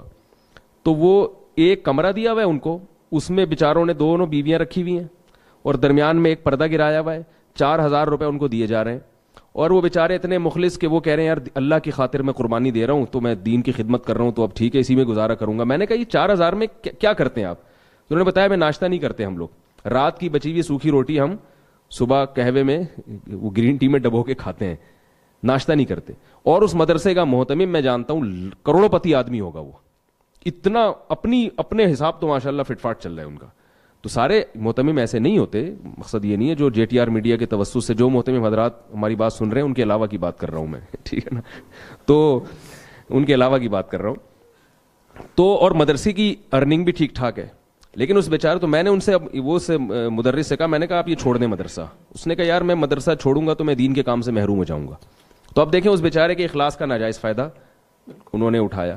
نتیجہ کیا نکلا کہ وہ کچھ وقت کے بعد ان سے جب گزارا نہیں ہوا تو مدرسہ چھوڑ کے کہیں کالج میں پروفیسر لگ گئے. اب ماشاءاللہ اچھی تنخواہ بھی ہے ان کی, لیکن ظاہر ہے ایک جو وہ بھی دین کا کام ہے, کالج میں پروفیسر لگنا بھی اچھی بات ہے, لیکن ظاہر ہے مدارس کا جو ایک ہمارا صدیوں سے سیٹ اپ چلا آ رہا ہے اس میں ذی استعداد علماء اگر اس طرح سے نکل کے جائیں گے تو وہ بھی وہ نقصان کی تلافی کون کرے گا. تو اس کی طرف بھی توجہ ہونی چاہیے کہ صرف یہ انتظامیہ کا کام نہیں ہے, مدارس کے محتمم حضرات کا بھی کام ہے کہ وہ اگر آپ کے مدرسے کی ارننگ ہے اچھی تو آپ اساتذہ کی تنخواہیں اچھی رکھیں. اتنی کم از کم ایک چپڑاسی کی جتنی تنخواہ ہوتی ہے نا اس سے تھوڑی زیادہ رکھ دیں اس کی تنخواہ. بہت شکریہ صاحب. اور یہی وجہ ہے کہ پھر آج کل جو جگہ جگہ عملیات شروع ہو چکی ہیں, ہر بندہ تعویذ گنڈے کا کام کرتا ہے. مجھے ایک صاحب آج بتا رہے تھے کہ ہمارے ایک بھائی صاحب کا مدرسہ ہے, تو وہاں پر حالت یہ ہے کہ مؤذن بھی عامل ہے, مدرس بھی عامل ہے, امام صاحب بھی عامل ہیں, خادم بھی عامل ہے. یہ لوگوں عاملوں کے خلاف میرا ایک شارٹ کلپ ابھی آیا ہے, وہ ضرور سن لیے. اور یہ عامل بند کیوں رہے ہیں اس کی وجہ بھی یہی ہے کہ جب بیچاروں کو ملتے ہیں کہ کچھ کھانے کو نہیں مل رہا تو اور 8 سال انہوں نے علم دین میں گزار دیے. اب وہ زندگی کا جو بہترین حصہ جو سیکھنے کی عمر تھی وہ عالم بننے میں گزار دی. عالم بننے کے بعد سورس آف انکم کچھ ہے نہیں, تو اب وہ نہ وہ ڈاکٹر بن سکتا ہے, نہ وہ انجینئر بن سکتا ہے, نہ وہ اچھا تاجر بن سکتا ہے. تو وہ اب کیا کرتے ہیں کہ اپنی روحانیت کو کیش کراتے ہیں تعویذ گنڈوں کے ذریعے کہ یار ہم مولوی تو ہیں ہی پہلے سے, تو ہم جھاڑ پھونک کیوں نہ شروع کر دیں. پھر وہ اس فیلڈ میں آگے بڑھتے ہیں. تو یہ وہی لوگ آگے بڑھتے ہیں جو بیچارے علمی لحاظ سے یا تو فارغ ہوتے ہیں یا ان میں توکل کی کمی ہوتی ہے, تو اللہ پہ توکل نہیں کر سکتے. تو اگر ان کے وظائف معقول ہوں گے تو یہ اس مصیبت سے بھی انشاءاللہ جان بالکل ایسے ہی ہم خود ذمہ دار ہیں ان چیزوں کے. بہرحال اللہ تعالیٰ حفاظت فرمائے. بہت شکریہ مصعب. اور اگلا سوال بہرحال اس سہار سے بھی نکلتے ہیں. سعودی عرب سے ریاض احمد خان صاحب, کریپٹو کرنسی یا ڈیجیٹل کرنسی جیسے بٹ کوائن وغیرہ کی شرعی حیثیت بیان فرما دیں. کیا ان کی تجارت جائز ہے؟ کیا ان میں پیسے لگا سکتے ہیں؟ لوگ اس میں شامل ہو کر حرام کے مرتکب تو نہیں ہو رہے؟ ہم سب آپ کے جواب کے منتظر ہیں کہ اس میں شامل ہوں یا نہیں. پتنی کا یہ تو بہت دفعہ پوچھا جا چکا ہے اور ہر دفعہ میرا خیال ہے یہی جواب دیا جا رہا ہے کہ ابھی یہ مسئلہ زیر تحقیق ہے. مفتی احمد صاحب بتائیں گے کہ یہاں جو ابھی تک 2-4 دن پہلے تک تو میں نے بھی دارالفتہ سے پتہ کیا تھا کہ وہ زیر تحقیق ہی ہے. اب کوئی نئی بات سامنے آئی ہو تو اب زیر تحقیق ہی ہے. ظاہر ہے اس میں جب تک کوئی بات سامنے نہیں آئے گی تو کوئی فتویٰ نہیں دیا جا سکتا. جزاکم اللہ. کاشا گل صاحبہ کا سوال ہے, راستے سے ملے بچے کا کیا حکم ہے؟ کیا اس کے نادرہ کارڈ میں اسے پانے والا شخص جو ہے وہ اپنا نام بطور والد درج کرا سکتا ہے یا نہیں؟ اگر نہیں تو موجودہ سسٹم میں اس کی پہچان کا کیا طریقہ کار ہوگا؟ دیکھیے, راستے سے کوئی بچہ ملا اور اس کا کوئی والدین کا پتہ نہیں چل رہا تو اس بچے کی کفالت تو باعث ثواب ہے. ظاہر ہے وہ ضائع ہو جائے گا. ایک انسانی جان کی حفاظت کرنا, اس کی تربیت کرنا, یہ تو بہت بڑی نیکی ہے. تو اس بچے کو پالا بھی جا سکتا ہے مگر ولدیت میں اپنا نام نہیں ڈال سکتے. یہ تو بالکل منصوص ہے, قرآن مجید میں صاف منع کیا ہے. فرمایا اگر اس کے والد کا نام معلوم نہ ہو تو فاخوانکم فی الدین, تو وہ تمہارے دینی بھائی ہیں. اس کو یعنی ایک دینی ہے, اپنا نام سرپرست کے خانے میں ڈالا جا سکتا ہے کہ میں سرپرست ہوں. اور اگر مجھے نہیں پتا نادرہ کا قانون کیا ہے, نادرہ میں والد کی یعنی ضروری ہو کہ ولدیت لکھنا اور اس کے بغیر وہ اس کا بے فارم بننا ممکن نہ ہو یا اس کا آئی ڈی کارڈ بننا ممکن نہ ہو, تو اس پہ غور کیا جا سکتا ہے کہ فرضی نام عبداللہ کر کے ڈال دیا جائے. یہ پھر علماء بھی, کیونکہ مسئلہ حساس ہے, میں اپنی رائے پر اس پر اتفاق نہیں کروں گا, تو یہ پھر دوسرے علماء سے بھی رائے لے لی جائے کہ پھر فرضی نام ڈالنے کی گنجائش ہے. اپنا بہرحال پھر بھی ڈالنا جائز نہیں کیونکہ اس سے دھوکہ ہوگا. فرضی نام سے تو دھوکہ نہیں ہوگا لیکن اپنے نام سے بہرحال دھوکہ ہوگا, تو اس لیے اپنا نام ڈالنا کسی صورت میں جائز نہیں ہے. بہت شکریہ مصعب. اور ہمارے پاس ابھی 15 سوال باقی ہیں اور ہم نے لینے ہیں اسی نشست میں آج سارے سوالات بہرحال. اور اعجاز احمد صاحب کشمیر سے پوچھتے ہیں کیا گلو پیڈ کے ذریعے سے چوہے پکڑ سکتے ہیں وہ سب, جبکہ اس طریقے میں کافی ایذا ہوتی ہے ان کو؟ ہاں, وہ چوہا جو ہے اس سے چپک جاتا ہے اور کافی دیر بیچارہ چپکا رہتا ہے تو کافی تکلیف ہوتی ہے. لیکن اگر چوہے کو نہیں چپکائیں گے تو ہمیں جو چوہوں سے تکلیف ہوتی ہے وہ زیادہ ہے. یعنی اگر آپ چوہے کو چھوڑ دیں اور اس چکر میں کہ اس کو کہیں تکلیف نہ ہو تو پھر آپ کو جو تکلیف ہوگی نا وہ زیادہ ہے. اگر آپ اس تکلیف پہ صبر کر سکتے ہیں تو پھر چوہے کو تکلیف نہ دیں آپ. بہت شکریہ. میرا خیال ہے ان کے پوچھنے کا مقصد ہے کہ مارنے کے اور بھی تو طریقے ہیں. دیکھیں جتنے بھی طریقے ہیں سب میں تکلیف ہے. اس گلو سے چپکنے پر چوہے کو جو تکلیف ہوتی ہے, ہاں اگر اس کو چپکا رہنے دیا جائے اور وہ بھوکا پیاسا تڑپ تڑپ کے مرے پھر تو یہ عذاب ہے, جو بہت سخت گناہ کی بات ہے. لیکن اگر وہ رات کے وقت چپکا اور صبح آپ نے اس کو مار دیا, چوہے کو سر کچل دیا اس کا یا اور کسی طریقے سے مار دیا, تو اتنی جو تکلیف اس کو رات بھر ہوئی ہے یہ تو چوہا ہونے کے ناطے اس کا حق بنتا ہے کہ چوہا ہونے کی اتنی سزا تو اس کو ملے کہ وہ, ہاں اس کو چھوڑ دینا کہ وہ سارا دن بھوکا پیاسا رہے تڑپ تڑپ کے مرے, یہ حرام ہے, یہ ناجائز ہے. ٹھیک ہے, بہت شکریہ مصعب. اور چوہے کا حق بتایا آپ نے, مطلب چوہے کے حقوق پہ بھی بات ہے. بہت شکریہ. شارجہ سے شاہد صاحب پوچھتے ہیں ہمارے ساتھ نان مسلمز کام کرتے ہیں, ان کے ساتھ سلام کرنے کا کیا حکم ہے مصعب؟ یہ بھی مسئلہ بارہا بتایا جا چکا ہے کہ نان مسلم کو اگر سلام کیا جائے تو السلام علی من اتبع الہدی, یا صرف السلام کے لفظ پر اکتفا کیا جائے. مفتی احمد خان صاحب, گوہر علی صاحب کا عرب امارات سے سوال ہے, حدیث شریف میں ہے کہ قیامت کے دن فرائض کی کمی نوافل سے پوری کی جائے گی, کیا اس میں سنن غیر مؤکدہ اور غیر مؤکدہ بھی شامل ہوں گے؟ جی بالکل شامل ہوں گے. اصل میں اصولی طور پر جو تقسیم ہے عبادات کی وہ فرائض واجبات کو آپ ایک قسم میں داخل سمجھیں اور باقی کو نفل سمجھیں, کیونکہ نفل کا مطلب ہوتا ہے زیادتی, لغتاً اس کا مطلب ہوتا ہے زیادتی, اور یہ چونکہ فرائض پر زیادہ ہوتے ہیں, زیادتی ہوتی ہے, تو اس لیے ان کو نفل کہا جاتا ہے. تو سنن مؤکدہ اور سنن غیر مؤکدہ جو ہیں یہ بھی نفل کی اقسام میں سے ہیں. اب سنن مؤکدہ ایسے نوافل ہیں کہ جن کی زیادہ تاکید آئی ہے اور ان کو چھوڑنا درست نہیں ہے, لیکن بہرحال بنیادی جو تقسیم ہے تو اس میں وہ نوافل کی ہی کیٹیگری میں داخل ہیں. تو اس لیے بالکل یہ فرائض کی تکمیل کا ذریعہ بنیں گے, اور انشاءاللہ اگر فرائض میں جو کمی ہوگی تو جس طرح باقی نوافل سے وہ پوری کی جائے گی تو یہ سنن مؤکدہ اور غیر مؤکدہ کے ذریعے بھی پوری کی جائے گی. بہت شکریہ مصعب. یہ بنت جمال صاحب کا سوال ہے کراچی سے, مجھے نہیں پتا کہ ان کو کیا اس میں وہ ہے شک ہے, بہرحال ان کا سوال ہے نماز میں سجدے کی وجہ سے پاؤں کے انگوٹھے پر نشان پڑ جاتا ہے, کیا اسے صحیح کرنے کے لیے کریم لگائی جا سکتی؟ جی بالکل لگائی جا سکتی ہے, لگانی چاہیے, پتہ نہیں اس میں کیا ان کو شبہ پیش آیا. جی بالکل اس میں کوئی حرج. جرمنی سے روحان علی صاحب کا سوال ہے نماز میں سجدے کے اندر تسبیحات کے بعد دعا مانگنا درست ہے, اگر ہاں تو سنت طریقہ کیا ہوگا اس کا؟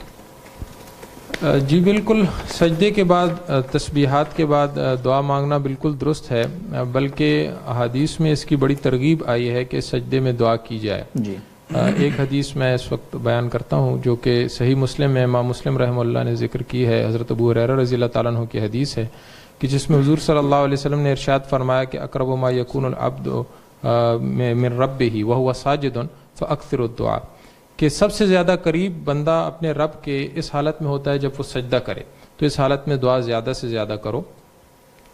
تو بالکل دعا تو کی جا سکتی ہے، لیکن اس میں دو باتوں کا لحاظ رکھنا ضروری ہے کہ ایک تو وہ دعا عربی زبان میں ہونی چاہیے، ٹھیک ہے، اور دوسرا یہ کہ اس دعا میں ایسی کوئی چیز نہ مانگی جائے کہ جو عادتاً انسانوں سے بھی مانگی جا سکتی ہے۔ اور اس میں سب سے بہتر یہ ہے کہ جو دعائیں خود حضور صلی اللہ علیہ وسلم سے منقول ہیں سجدے کے دوران تو وہی پڑھی جائیں، یا پھر قرآن و حدیث کی دیگر جو دعائیں ہیں وہ بھی پڑھی جا سکتی ہیں، اور اگر کوئی اپنی طرف سے دعا پڑھی جائے تو پھر ان دو شرائط کا لحاظ رکھنا اس میں ضروری ہوگا۔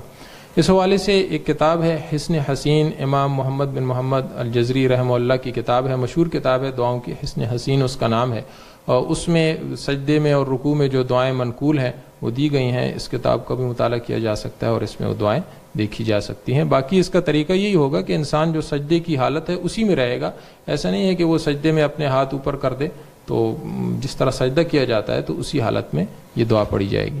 بہت شکریہ مصعب۔ اور شیر خان صاحب کا سوال ہے، زید جو کہ نابالغ ہے، اسے اس کی خالہ نے تحفے کے اندر بکرا دیا ہے، کیا زید کی ماں اس بکرے سے قربانی کر سکتی ہے؟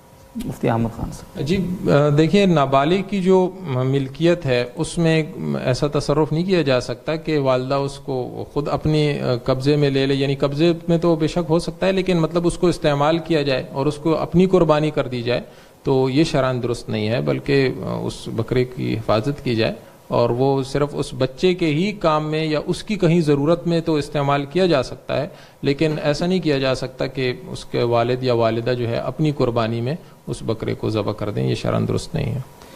جی جزاکم اللہ۔ جی ابو ظبی سے عمران صاحب کا سوال ہے، میں نے کسی سے وعدہ کیا تھا کہ اگر میرا بیٹا پیدا ہوا نا جی تو میں آپ کو 2 تولے سونا بنا کر دوں گا۔ الحمدللہ اب میری بیٹی ہو گئی ہے تو میرے لیے شرعی طور پہ کیا حکم ہے، لیکن اس سوال کے جواب سے پہلے ان کو سلوٹ بنتا ہے کہ انہوں نے ماشاءاللہ بیٹی کی پیدائش پہ بھی ان کو مسرت ہے، خوشی ہے، اور یہ اللہ تعالیٰ کا شکر ادا کرتے ہیں، اس پر شرعی حکم آپ بیان فرمائیں۔ جی بالکل خوشی ہونی بھی چاہیے، انسان کے دل میں اگر بیٹی کی خواہش ہو اس میں تو کوئی حرج نہیں ہے، لیکن اس کو بہت زیادہ ظاہر کرنا اور یہ ظاہر کرنا کہ جب بیٹا ہی ہو تو تب ہی انسان جو ہے گویا کہ وہ ایک کامیاب انسان ہے، ایک معاشرے میں ہماری یہ ایک بڑی غلط بات پائی جاتی ہے جس پر میں مختصراً یہ کہوں گا کہ لوگ جو ہے یہ سمجھتے ہیں کہ جس کی بیٹیاں ہیں اور بیٹا نہیں ہے وہ گویا ایک ناکام شخص ہے، وہ بیچارہ بڑا ہی کوئی پریشان حال انسان ہے، یہ بڑی غلط بات ہے، بڑی غلط سوچ ہے۔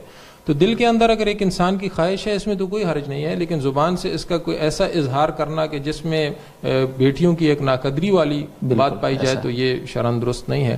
اور بہرحال چونکہ انہوں نے وعدے میں یہ کہا تھا کہ اگر بیٹا ہوا، تو جب بیٹا نہیں ہوا تو ان پر کوئی یہ وعدہ کوئی ایسا پورا کرنا بھی لازم نہیں ہے۔ بہت شکریہ۔ دبئی سے فرحان علی بختی صاحب کا سوال ہے، میرا اور میرے دوست کا گاڑیوں میں مشترکہ کاروبار ہے، مگر میں خود گاڑی چلاتا ہوں، اس طرح میں اپنی تنخواہ لے سکتا ہوں؟ یعنی کل بھی یہ سوال آیا، یعنی مشترک کاروبار میں تنخواہ کا کانسیپٹ۔ ہاں جی، اگر دیکھیں ایک مشترک کاروبار میں کسی ایک شریک کو اجیر رکھنا، یعنی کہ اس کو ملازمت کے طور پر رکھنا، اس کو ملازم رکھنا، یہ شرعاً جائز ہے، لیکن اس میں اس بات کا لحاظ ضروری ہے کہ یہ 2 بالکل علیحدہ معاملے ہوں گے جن میں سے ایک معاملہ دوسرے کے ساتھ مشروط نہیں ہوگا، یعنی شرکت کا معاملہ وہ بالکل علیحدہ کیا جائے، اس میں کوئی ایسی ملازمت کی شرط نہ رکھی جائے، اور یہ ملازمت کا جو معاملہ ہے یہ بالکل علیحدہ رکھا جائے اور اس میں ان کے لیے جو بھی تنخواہ وغیرہ ہے وہ مقرر کر دی جائے، اور بالفرض اگر ان کو اس ملازمت سے برطرف کیا جاتا ہے، باقی شرکاء یہ فیصلہ کرتے ہیں، تو یہ شرکت اپنی جو ترتیب ہے اس پر قائم رہے گی، گویا ان دونوں معاملوں کا آپس میں کوئی ایسا تعلق اور ربط نہیں ہوگا۔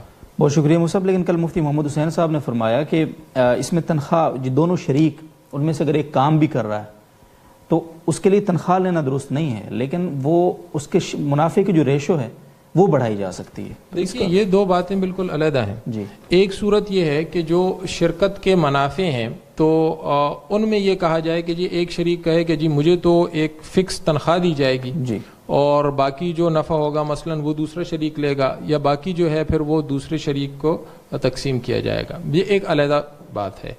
ایک یہ ہے کہ شرکت میں جو ہر شریک کی ذمہ داری ہے وہ تو دونوں کی اپنی ہے ہی، لیکن شرکت کا کوئی ایسا علیحدہ سے کام ہے، مثلا یہ فرض کیا جائے کہ کاروبار میں شرکت ہے 2 یا 2 سے زیادہ افراد کی، اور اس شرکت کے جو کاروبار ہے اس میں کہیں گاڑی چلانے کی بھی ضرورت پیش آتی ہے، ڈرائیور کی بھی ضرورت پیش آتی ہے.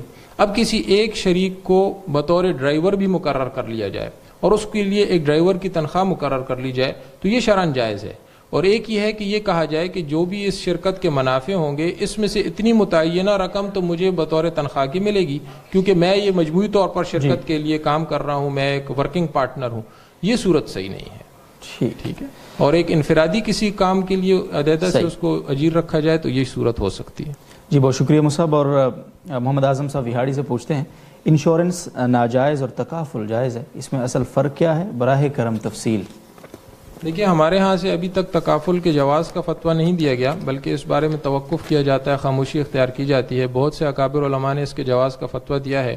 بہرحال جو حضرات اس کے جواز کے قائل ہیں ان کے نزدیک بنیادی فرق انشورنس اور تکافل میں یہ ہے کہ انشورنس ایک عقد معاوضہ ہوتا ہے جس میں باقاعدہ دونوں پارٹیاں اپنے ذمے کسی عوض کو لازم قرار دیتی ہیں. جو شخص پالیسی خریدتا ہے تو وہ اپنے ذمے پر پریمیم کی ادائیگی کو لازم کرتا ہے، اور اس کے مقابلے میں انشورنس کمپنی وہ جو شرائط ہیں ان کے مطابق اگر نقصان ہو تو اس نقصان کی تلافی کی وہ ذمہ دار سمجھی جاتی ہے. تو یہ گویا ایک عقد معاوضہ ہے کہ دونوں طرف سے عوض دیا جا رہا ہے، اور اس میں سود اور قمار دونوں کا پہلو پایا جاتا ہے. اس وجہ سے انشورنس کی جو مروجہ صورتیں ہیں یہ شرعاً جائز نہیں ہیں.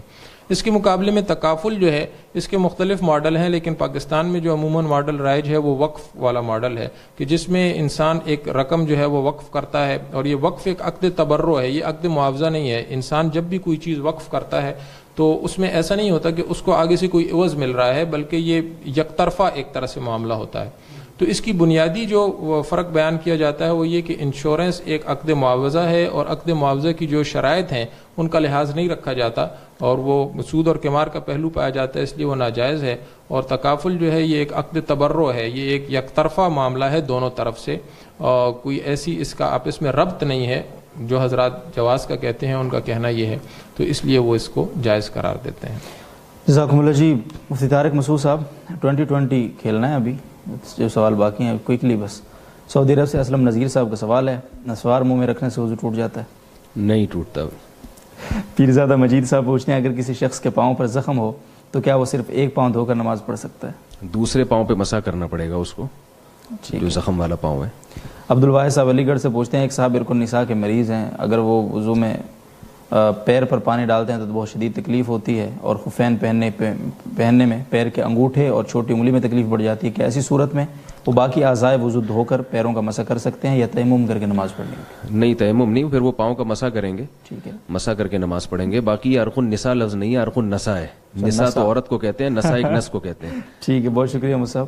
اور معذرت چاہتا ہوں بھائی نساء جو سن رہی ہیں نساء تو معذرت قبول فرمائیں. علی حیدر صاحب چیچا وطنی سے پوچھ رہے ہیں ایک شخص لا علمی کی وجہ سے ساری عمر بغیر تجوید کے نماز اور قرآن پڑھتا رہا، بعد میں علم ہوا کہ تجوید واجب ہے، تو گزشتہ نمازوں کا کیا حکم ہے؟ اگر گزارے لائق بھی تجوید تھی، ایک تو قرآن اس کو پڑھنا آتا تھا لیکن وہ جان کر غلط پڑھتا رہا ہے، تو اگر ویسے تو جائز نہیں ہے یہ تجوید کے بغیر پڑھنا، لیکن اگر اتنا بھی تجوید تھی کہ کچھ نہ کچھ حروف میں فرق ہو رہا ہے، اور میرا خیال ہے اتنا بہرحال فرق کر لیتے ہیں لوگ کہ موٹے موٹا جو ہے نا ایک فرق ہو جاتا ہے، تو اس میں بھی گنجائش ہے، کیونکہ بہت ساری نمازیں لوٹانے میں حرج ہے. تو گنجائش ہے کہ آئندہ کے لیے توبہ کرے گناہ سے بھی، اور آئندہ تجوید کو صحیح کرے، پچھلی نمازیں جو ہو گئی ہیں وہ نہ لوٹائے. اور اگر اتنا تھا کہ پتہ ہی نہیں چلتا تھا کہ الحمدللہ رب العالمین میں کیا پڑھ رہا ہے، الحمدو کے جو الفاظ ہیں وہ بھی سننے والے کی سمجھ میں نہیں آتے تھے، تو پھر تو ظاہر ہے اس نے قرات کی نہیں ہے، پھر وہ نمازوں کا لوٹانا اس پر واجب ہے. لیکن اگر اس کو تجوید آتی نہیں تھی اور وہ سیکھنے کی کوشش میں بھی رہا، تو پھر وہ جتنی اس کو آتی ہے اس حساب سے جتنا اس نے پڑھ لیا تو انشاءاللہ اللہ تعالیٰ اس کی نماز قبول کر لیں گے. آئندہ کے لیے بہرحال اس کو صحیح کرے. بہت شکریہ. تیمور خان صاحب ابوظہبی سے پوچھتے ہیں نماز میں سجدے کی آیت آ جائے تو سجدہ فرض ہو جاتا ہے یا نہیں؟ اگر ہو جاتا ہے تو نماز میں کرنا ہوگا یا بعد میں؟ مفتی اسی وقت نماز میں کرنا پڑے گا. جی کچھ مسائل تو آپ ہی نمٹا دیا کریں. جی اسی وقت کرنا پڑے گا نا. بہت شکریہ مصعب، تصدیق کے لیے بہت شکریہ. محمد وسیم صاحب میڈیا سے پوچھتے ہیں ظہر اور مغرب کی فرض نماز کے بعد جو 2 سنت اور 2 نفل نماز ہوتی ہے، کیا اسے ایک ساتھ ملا کر 4 رکعت پڑھ سکتے ہیں؟ اگر پڑھ سکتے ہیں تو اس کی نیت کیسے کریں؟ نہیں، یہ خلاف سنت ہے. 2 سنتوں کو 2 نوافل سے بالکل الگ پڑھنا چاہیے. ٹھیک ہے، بہت شکریہ مصعب. محمد طاہر نذیر صاحب لاہور سے، ایک ان کا سوال ہے حافظ طاہر نذیر صاحب کا، اور وہ میری ڈینس گروپ آف ایجوکیشن لاہور سے، ان کے سوال پہلے بھی ہم سے انہوں نے پوچھا تھا. تو وہ یہ پوچھتے ہیں مصعب کہ ہماری اکیڈمی کے اندر نمازوں کے لیے طلبہ کو وقت دیا جاتا ہے، تمام طلبہ کو ایک وسیع ایجوکیشن سسٹم ہے، لیکن طلبہ کا مطالبہ یہ ہے کہ جب بھی اذان ہو رہی ہوتی ہے تو وہ اذان کے لیے طلبہ کو جواب کا وقت دیں، مطلب لیکچر روک کر وہ طلبہ کو وقت دیں کہ وہ اذان کا جواب دے سکیں۔ تو ہم بہت پریشان ہوتے ہیں کیونکہ ہماری جو مینجمنٹ ہے انہوں نے ایسا ٹائم ترتیب دیا ہوا ہے کہ ہمارے پاس اتنا وقت نہیں ہوتا کہ ہم اس میں طلبہ کو اذان کے جواب کے لیے روک کے وقت دیں۔ تو کیا ہمارے اوپر شرعی لازم ہوگا کہ ہم طلبہ کو وہ ان کی ریکوائرمنٹ کے مطابق وہ وقت دیں جواب کے لیے، اذان کے جواب کے لیے؟ نہیں، یہ شرعاً لازم نہیں ہے کہ اذان کے دوران وہ طلبہ کو وقت دیں، لیکن یہ کہ یہ ہے بہت معیوب حرکت جی کہ اذان ہو رہی ہو اور اپنے لیکچر کو باقی رکھا جائے۔ اذان کا تقاضا یہی ہے ادب کا کہ اس وقت خاموشی اختیار کی جائے، اللہ کی پکار کا جواب دیا جائے، جی لیکن شرعاً واجب نہیں ہے۔ ٹھیک ہے۔ اور دوسرا یہ کہ کئی اذانیں ہو رہی ہیں تو صرف ایک اذان پر خاموشی کافی ہے، یعنی اپنے جو قریبی مسجد کی اذان ہے وہ کافی ہے۔